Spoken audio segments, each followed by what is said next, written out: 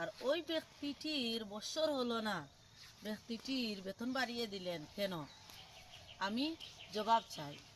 তখন মালিক বললেন যে 5 বছর আগে তুমি যে পরিমাণ খাট কাটতে, যে পরিমাণ কাজ করতে, ঠিক এখনও তুমি ওই পরিমাণই কাজ করো, তোমার কাজের পরিমাণটা কিন্তু বেশি হয় না।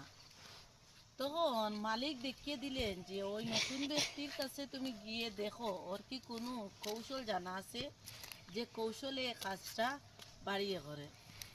তখন ওই আগের ব্যক্তিটি নতুন ব্যক্তির কাছে গেল, গিয়ে বলল, ভাই আপনি যে বেতন বাড়িয়ে নিলেন, ওই কাজ যে বেশি করলেন কিভাবে করলেন?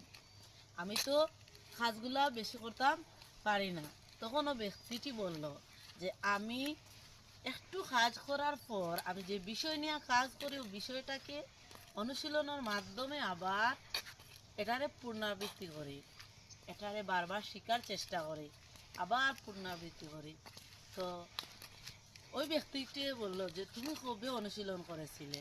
দেখা গেল ব্যক্তি যে অনুশীলন করিয়া কাজে আমাইছিল, কাজ শিখিয়ে এরপরে আর কোনো শিক্ষা হয় নাই, ওই একদিন কি শিখাই ও সারা বছর 5 বছর কাটিয়ে দিল। তখন এই হতাশার কারণে পুরানা ব্যক্তির চোখ খুলে গেল। ঠিক তেমনি আমরাও প্রত্যেকে আমাদের কাজের অবস্থানকে বারবার অনুশীলনের মাধ্যমে কাজটা বাড়াতে হবে। ধন্যবাদ সবাইকে। আসসালামু আলাইকুম।